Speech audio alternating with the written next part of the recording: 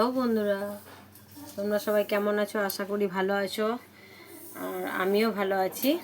তো আজকে তোমরা নতুন যারা সেলাই শিখছো তাদের জন্য একটা টিপস, রেডিমেড ব্লাউজ কিভাবে বডির ফিটিংস আনবে।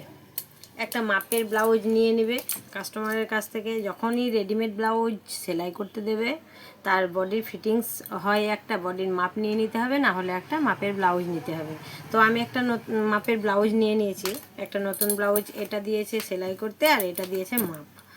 তো যাই হোক, এটাকে আমি প্রথমে এইভাবে ধরে সমান করে এইভাবে ধরে, এই যে এইভাবে ধরে কোমরের দিকটা এইভাবে ধরে সমানভাবে আমি চলে যাব।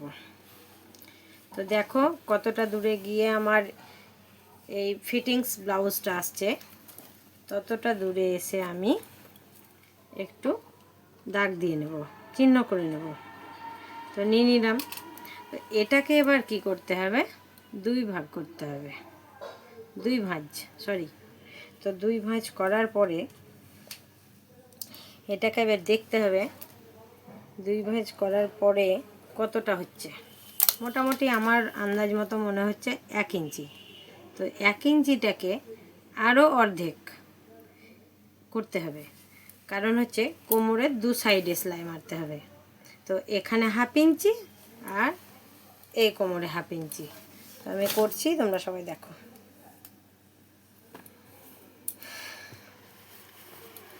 আর একটা জিনিস, হাতের সঙ্গে হাতের মাপ নিয়ে নিতে হবে।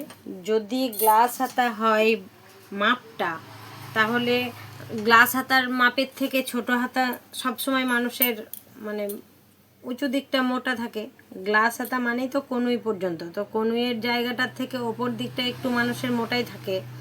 তো যেহেতু আমাকে গ্লাস হাতা দিয়েছে, তো আমার এই ব্লাউজটা, নতুন ব্লাউজটা কিন্তু ছোট হাতা।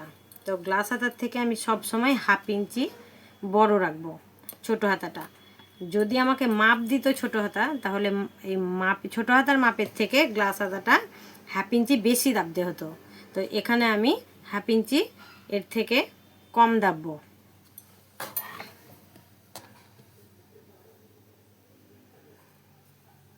তো এই দেখো, এখানে আছে আমার এই গ্লাস হাতার একদম পুরোপুরি ধরে গ্লাস হাতাটার সেলাই আছে এইখানটা, মানে হচ্ছে এই জায়গাটা।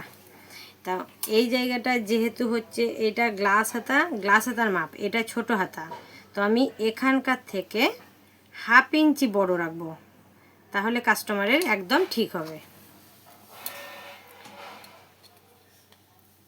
তো আমি সেইভাবে সেলাই দিয়ে নিচ্ছি।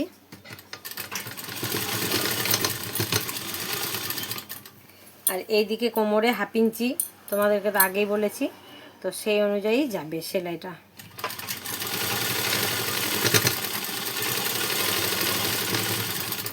যেহেতু কোমরে 1/2 ইঞ্চি, হাতে 1/2 ইঞ্চির থেকেও কম, তাই বন্ধুরা তোমরা একটা জিনিস লক্ষ্য রাখবে, ওই কোমরের দিকে যদি 1/2 ইঞ্চি সেলাই মারতে হয়, তাহলে কিন্তু চেস্টের জায়গায় কোনো সেলাই পড়বে না, সেলাই পড়বে।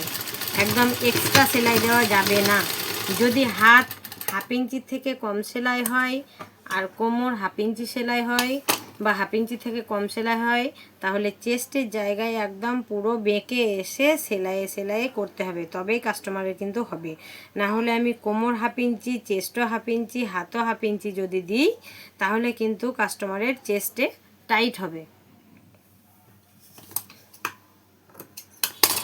তো বোঝা গেল, একটা রেডিমেড মাল কিন্তু নতুনদের জন্য খুবই মানে এটা দরকারি জিনিস। তো যারা নতুন সেলাই শিখছো তারা কিন্তু রেডিমেড ব্লাউজ কিভাবে সেলাই করব ভেবে পাও না, হয়তো পুরোটাই সমানভাবে চলে আসো, সেটা কিন্তু করা যাবে না। যাদের একটু চেস্ট বেশি আছে, তাদের ক্ষেত্রে কিন্তু তোমার এই জায়গাটায় প্রবলেম আসবে, সেই ক্ষেত্রে আবার নতুন করে খাটতে হবে। তো দরকার নেই।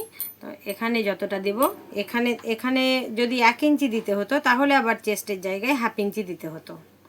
তো যেহেতু এখানে অল্প একটু 1/2 ইঞ্চি, আর এখানে তো একদমই কম, তো সেই ক্ষেত্রে কিন্তু চেস্টের জায়গায় আমি সেলাই এসছি, দিয়ে বেঁকে এসছি।